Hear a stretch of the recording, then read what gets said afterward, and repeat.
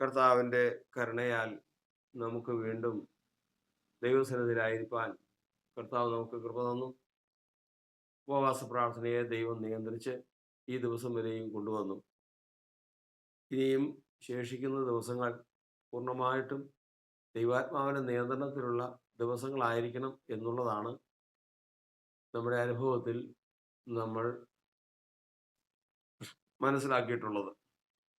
അതുകൊണ്ട് നമ്മൾ തീർത്തും നമ്മൾ അത് ഉറപ്പുവരുന്നതുവരെയും അല്പം പോലും വിശ്രമിക്കാതെ ശ്രദ്ധയോടെ കർത്താവിൻ്റെ സന്നിധിയിലേക്ക് നമ്മൾ സമർപ്പിച്ചുകൊണ്ടിരിക്കുകയാണ്. ദൈവം തൻ്റെ ഇഷ്ടം പ്രവർത്തിക്കട്ടെ. നമ്മൾ വചനത്തിൽ നിന്ന് മനസ്സിലാക്കുന്ന കാര്യം, ഒരു മനുഷ്യൻ ചെയ്യുന്ന പ്രവൃത്തി രണ്ട് വിധമുണ്ട്. ഒന്ന് ദൃഷ്ടി സേവ, രണ്ട് ക്രിസ്തുവിൻ്റെ സേവ അല്ലെങ്കിൽ ദൈവസേവ. ഈ രണ്ട് സേവകളാണ് മനുഷ്യനെ സംബന്ധിച്ചുള്ളത്. ദൃഷ്ടി സേവ എന്ന് പറഞ്ഞാൽ മനുഷ്യനെ പ്രസാദിപ്പിക്കുന്നതും ഭൗതികമായ കാര്യങ്ങൾ ലക്ഷ്യം വെച്ചുകൊണ്ട് പ്രവർത്തിക്കുന്നതും മറ്റുള്ളവരുടെ മുമ്പിൽ താൻ എങ്ങനെ ആയിരിക്കണം എന്നുള്ള ലക്ഷ്യങ്ങളോട് കൂടി ആയിരിക്കുന്നതാണ് ദൃഷ്ടിസേവ. അതിനെ സംബന്ധിച്ച് നമ്മൾ പഠിക്കുന്നുണ്ട്. ഭൗതികമായ താല്പര്യങ്ങൾക്ക് വേണ്ടി മനുഷ്യൻ പ്രവർത്തിക്കുന്നു, മനുഷ്യൻ ജീവിക്കുന്നു. അങ്ങനെ കർത്താവ് തന്നെ അതിനെക്കുറിച്ച് പറഞ്ഞിട്ടുണ്ട്. നിങ്ങൾ വചനം വിശ്വസിച്ചുകൊണ്ടല്ല, അപ്പം തിന്നത് കൊണ്ടാണ്, അതൊന്നും തൃപ്തരായതുകൊണ്ടാണ് വരുന്നത്. അപ്പോൾ അപ്പത്തിന് വേണ്ടി പറഞ്ഞു വന്നവരുണ്ട്, അത്ഭുതം കാണാൻ വന്നവരുണ്ട്, വചനം കേൾക്കാൻ വന്നവരുണ്ട്. ഇവിടെ ഇത് ഏതായിരുന്നാലും, ഒരുവന്റെ പ്രവൃത്തി എത്ര വലുതായിരുന്നാലും അത് പരീക്ഷിച്ച് അല്ലെങ്കിൽ പരിശോധിക്കപ്പെട്ട് അത് എന്തുകൊണ്ടാണ് അവന് ചെയ്തതെന്ന് ദൈവം വെളിപ്പെടുത്തിയിട്ട് മാത്രമേ അവന് അനുഗ്രഹം കൽപ്പിക്കുകയുള്ളൂ. എന്തെങ്കിലും കൊടുത്ത് എന്തെങ്കിലും മേടിക്കാം എന്ന് ദൈവത്തിൻ്റെ മുമ്പാകെ നടക്കില്ല. ഇവിടെ ദൈവത്തിൻ്റെ വചനത്തിൽ നമ്മൾ പഠിക്കുന്നത്, ശതാധിപനായ ഒരുവൻ, അവൻ്റെ കീഴെ 100 പടയാളികളുണ്ട്. അതായത് ശതാധിപൻ, സഹസ്രാധിപൻ, അങ്ങനെ മുമ്പോട്ട് പോകും. ഈ അന്നത്തെ കാലത്തുള്ള പട്ടാളക്കാരെ നിയന്ത്രിക്കുകയും ഭരിക്കുകയും ചെയ്യുന്ന, നടത്തുകയും ചെയ്യുന്ന ക്രമങ്ങൾ അങ്ങനെയാണ്. ഇവിടെ ഈ ശതാധിപന് തൻ്റെ കീഴിൽ 100 പേരുണ്ട്. താൻ സമ്പന്നനുമാണ്. താൻ ചെയ്ത കുറെ കാര്യങ്ങൾ അവിടെ എഴുതിയിരിക്കുകയാണ്. ഒന്നാമത്തത്, അവൻ യഹൂദ ജനത്തെ, ദൈവജനത്തെ സ്നേഹിക്കുന്നു. രണ്ടാമത്തത്, ആ സ്നേഹത്തിൻ്റെ പ്രകടനമായി അവർക്ക് ഒരു പള്ളി വെച്ചു കൊടുത്തിരിക്കുന്നു. ഇത് രണ്ടും തെളിവായിട്ട് യഹൂദന്മാരുടെ ഇടയിലുണ്ട്. അവിടെ നാം മനസ്സിലാക്കുന്നത്, വീണ്ടും അവൻ്റെ കുഞ്ഞിന്, അവൻ്റെ ബാല്യക്കാരന് ഒരസുഖം വന്നു. ഈ അസുഖം ഒന്ന് ഭേദമാക്കണം. അപ്പോൾ അവൻ യേശുവിനെ കുറിച്ച് കേട്ടിട്ടുണ്ട്. അപ്പോൾ യേശുവിൻ്റെ അടുക്കൽ ആളയച്ചു, നീ വന്ന് എൻ്റെ ബാല്യക്കാരനെ ഒന്ന് സൗഖ്യമാക്കി തരണം. അങ്ങനെ ആള് പോയി. ആളുകൾ ഉത്സാഹത്തോടെയാണ്. കാരണം എന്ന് വെച്ച് കഴിഞ്ഞാൽ, യഹൂദ ജനത്തെ സ്നേഹിക്കുന്നവനും അവർക്ക് ഉപകാരം ചെയ്യുന്നവനുമാണ് ഈ മനുഷ്യൻ. അവർ ചെന്ന് കർത്താവിനോട് പറഞ്ഞു, കർത്താവെ, ശതാധിപൻ നിന്റെ അടുക്കൽ പറഞ്ഞു വിട്ടതാണ്. അവൻ്റെ ബാല്യക്കാരന് സൗഖ്യമില്ല. അവന് സൗഖ്യം വരുത്തി കൊടുക്കണം. ഒരു കാര്യമുണ്ട്, അവനിത് ചെയ്തു കൊടുക്കാൻ യോഗ്യനാണ്. കാരണം അവൻ തൻ്റെ ജനത്തെ, നമ്മുടെ ജനത്തെ സ്നേഹിക്കുന്നു.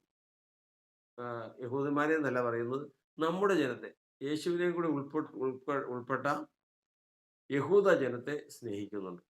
മാത്രമല്ല, ഞങ്ങൾക്കൊരു പള്ളിയും തീർപ്പിച്ചു തന്നിട്ടുണ്ട്. അപ്പോൾ അതുകൊണ്ട് അവനിത് ചെയ്യുവാൻ യോഗ്യനാണ്.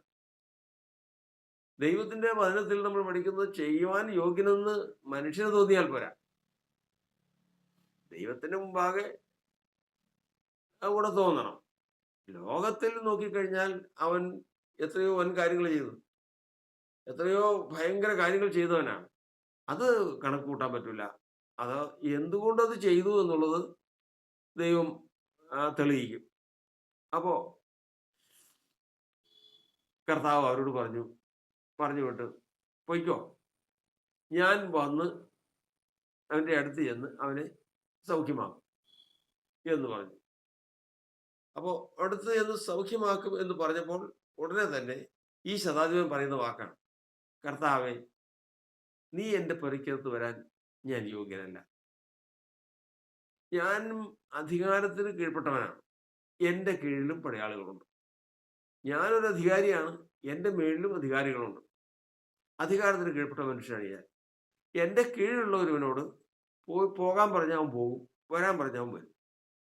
അതായത് ഞാൻ പറഞ്ഞാൽ അങ്ങനെ തന്നെ അനുസരിക്കുന്നവരാണ് ഇവരെല്ലാവരും. അതുകൊണ്ട് നീ ഒരു വാക്ക് കൽപ്പിച്ചാൽ മതി. ഈ അസുഖം വിട്ടു പൊക്കോളും.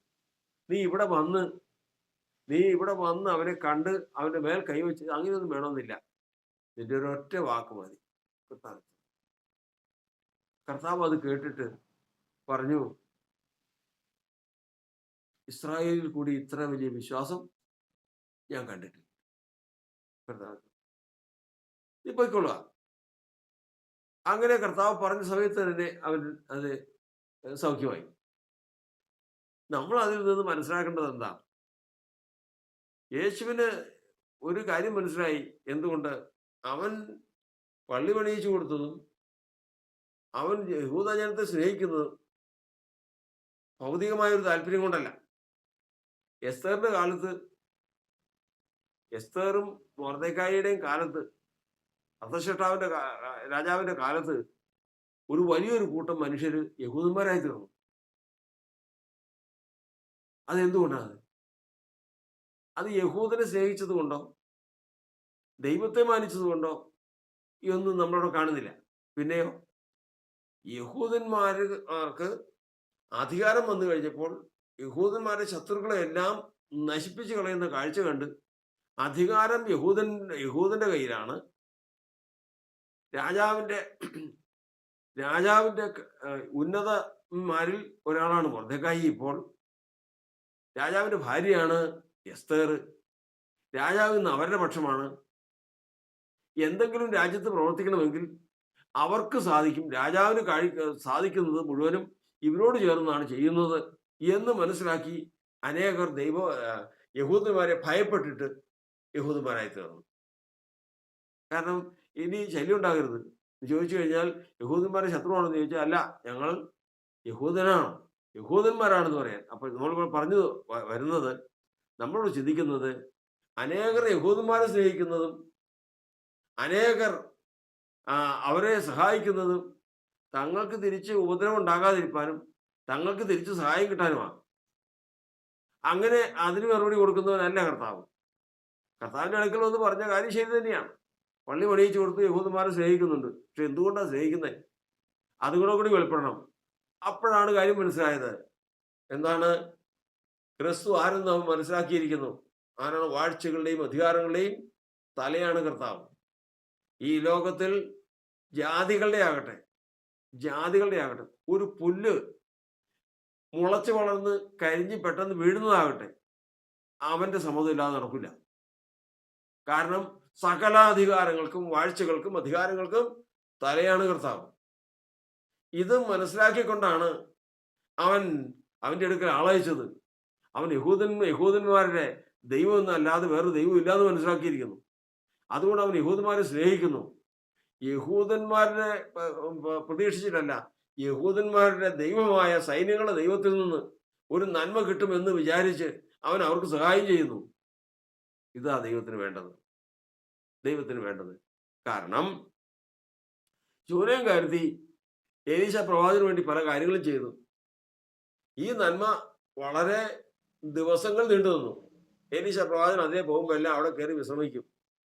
ഒടുവിൽ ഇവൾക്ക് എങ്ങനെ പകരം കൊടുക്കണം എന്ന് വിചാരിച്ച് ചോദിച്ചു. അവളോട് വിളിച്ച് ചോദിച്ചു, നീ ഇത്ര താല്പര്യമായിട്ട് ഈ കാര്യങ്ങളൊക്കെ ചെയ്തല്ലോ, ചുരക്കാരുത്തിയെ, നീ ഇതെല്ലാം ചെയ്തല്ലോ, നല്ലത്. നിനക്ക് ഞാൻ എന്ത് പകരം ചെയ്യണം?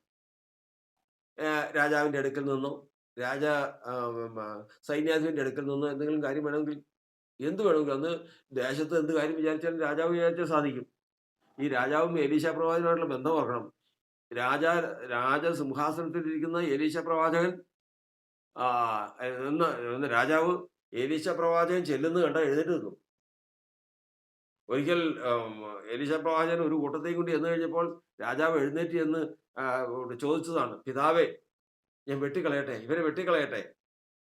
അത്രമാത്രം വിധേയത്വം രാജാവിനുണ്ടെങ്കിൽ ആ ദേശം ശരിക്ക് ആരുടെ കീഴില.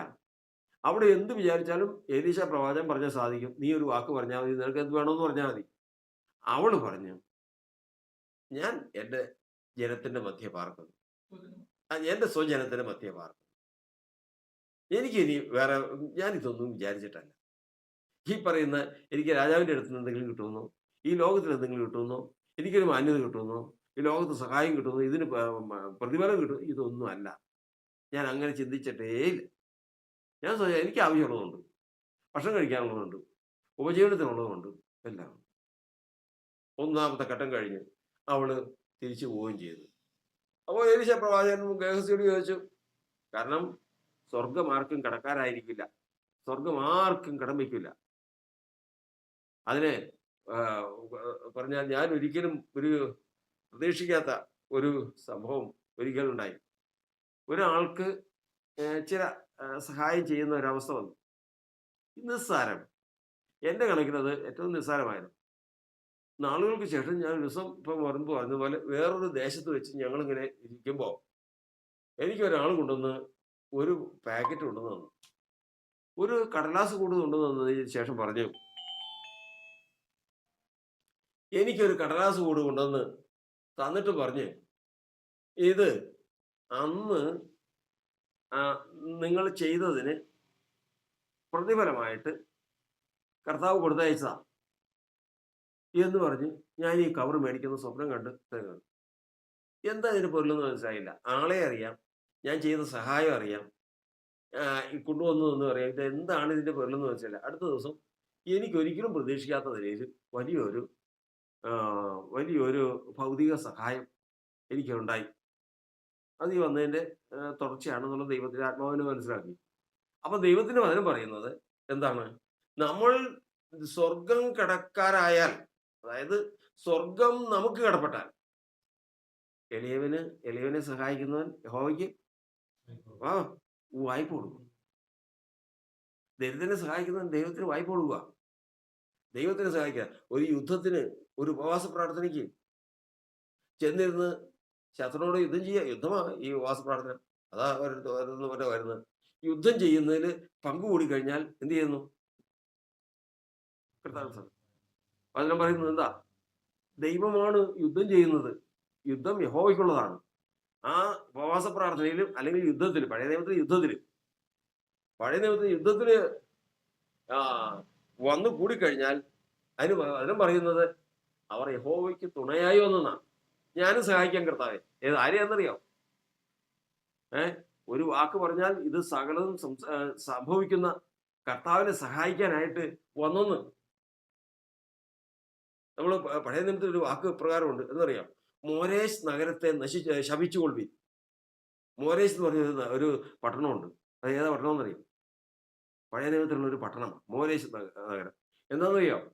അവിടെ വലിയൊരു യുദ്ധം ഉണ്ടായി. ബാരാക്കിന്റെയും ദെബോരയുടെയും നേതൃത്വത്തിൽ അവിടെ വലിയൊരു യുദ്ധം ഉണ്ടായി. യുദ്ധം ഉണ്ടായി കഴിഞ്ഞപ്പോൾ ഈ പട്ടണത്തിലുള്ളവർ മാത്രം വന്നില്ല. അവർ മാത്രം വന്നില്ല. ബാക്കിയുള്ള എല്ലാവരും കർത്താവ് യുദ്ധം ഉണ്ടെന്ന് കണ്ട് ഓടിക്കൂടി ആ യുദ്ധത്തിൽ ജയിച്ച് തിരിച്ചു വന്നപ്പോൾ അനുഗ്രഹം പറയുമ്പോൾ പറയാണ്, എത്രാമത്തേത്? 5:20. മെരോസ് നഗരത്തെ ശപിച്ചുകൊള്ളുവീൻ. അതിൽ താമസിക്കുന്നവരെ ഉഗ്രമായി ശപിച്ചോ. നിങ്ങൾ ഒരിക്കലും ഗുണമില്ലാന്ന് ശപിച്ചോ. ദൈവത്തെ ദൂതൻ പറയാണ്, നിങ്ങൾ ശപിച്ചോ അവരെ. കാരണം ദൂതൻ അരുളി ചെയ്തു എന്ന് പറഞ്ഞു. കർത്താവേ, ഒരു യുദ്ധം ഉണ്ടായപ്പോ എന്ത് ചെയ്തില്ല?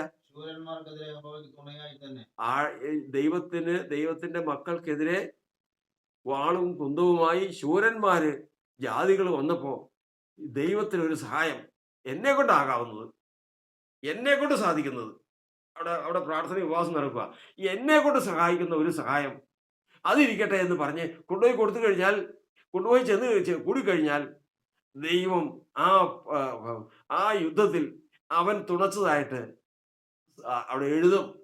ദൈവത്തെ കടക്കാരനാവില്ലേ. ദൈവം ആ കടം തീർത്തിട്ടല്ലാതെ അവന്റെ ആയുഷ്കാലം പൂർത്തിയാക്കില്ല.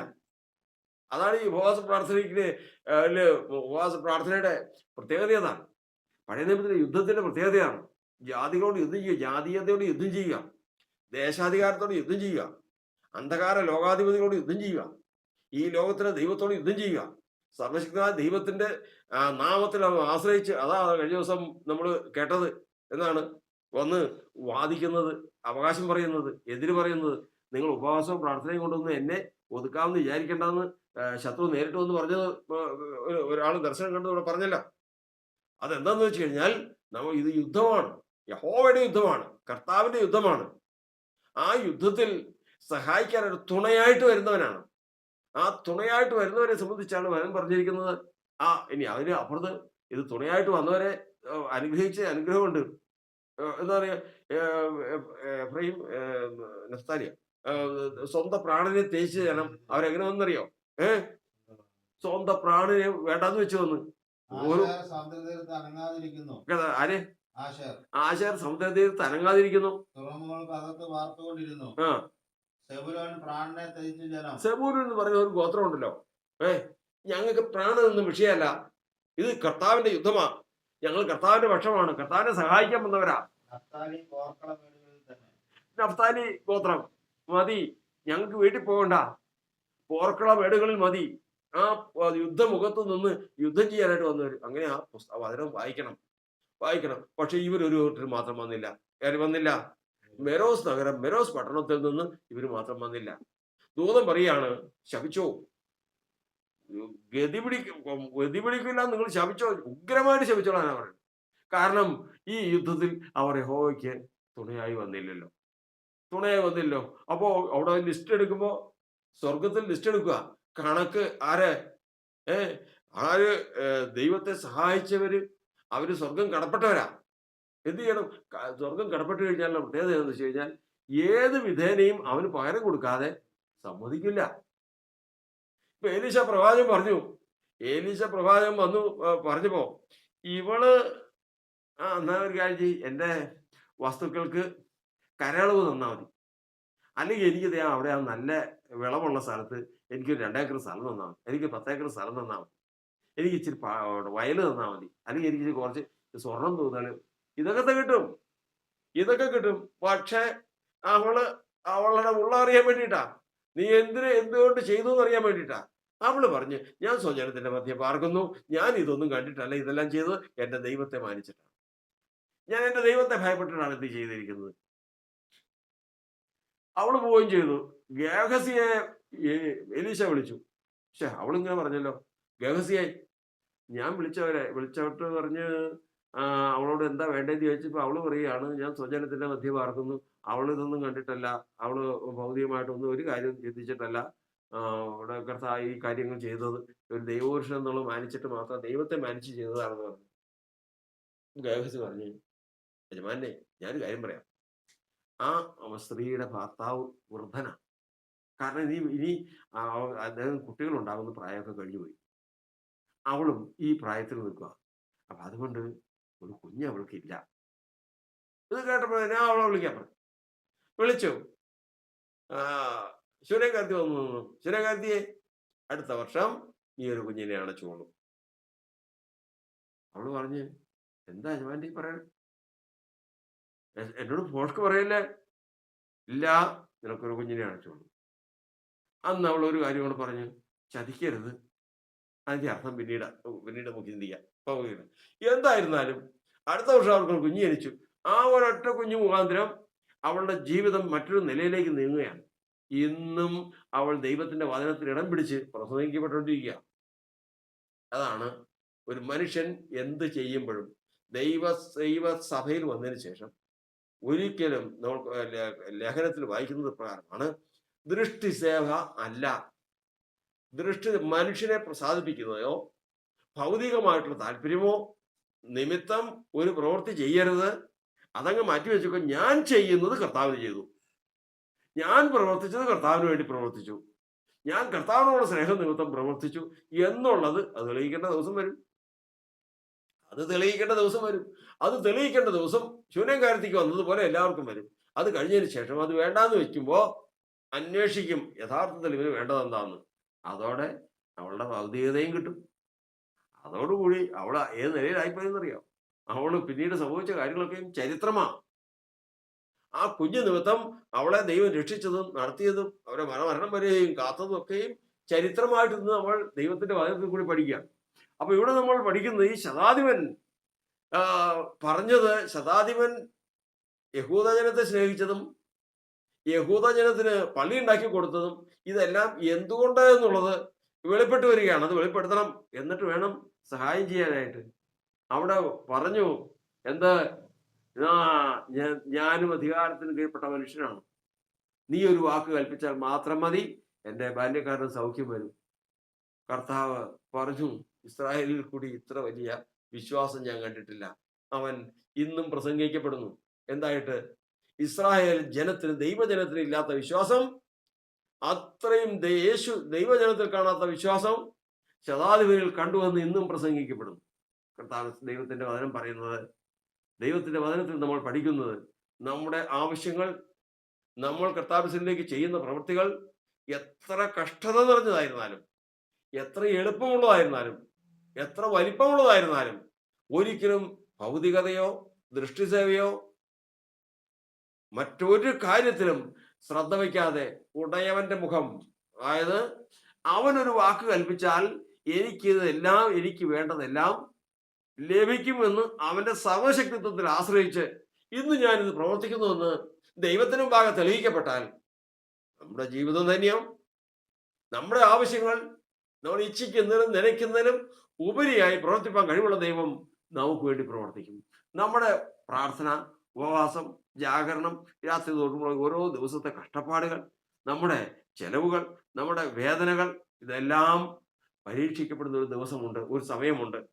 അതുകൂടി കഴിഞ്ഞിട്ട് മാത്രമേ നമ്മൾ അനുഗ്രഹിക്കപ്പെടൂ എന്ന് മനസ്സിലാക്കിക്കൊണ്ട്, ദൃഷ്ടിസേവയല്ല കർത്താവേ, ദൃഷ്ടിസേവയല്ല, എൻ്റെ ദൈവത്തെ ഭയപ്പെട്ട്, എൻ്റെ ദൈവത്തെ മാനിച്ച്, എൻ്റെ ദൈവത്തെ സ്നേഹിച്ച് ഞാനിത് ചെയ്യാൻ ഇടവരണമേ എന്നുള്ള പ്രാർത്ഥനയോടെ കർത്താവിലേക്ക് മുട്ടുകളെ മടക്കാം, പ്രാർത്ഥിക്കാം. പരിശുദ്ധനായ ദൈവമേ, സ്വർഗസ്ഥ പിതാവേ, ഈ നല്ല സമയത്തിനായി ഞങ്ങൾ കർത്താവിനെ സ്തുതിക്കുന്നു.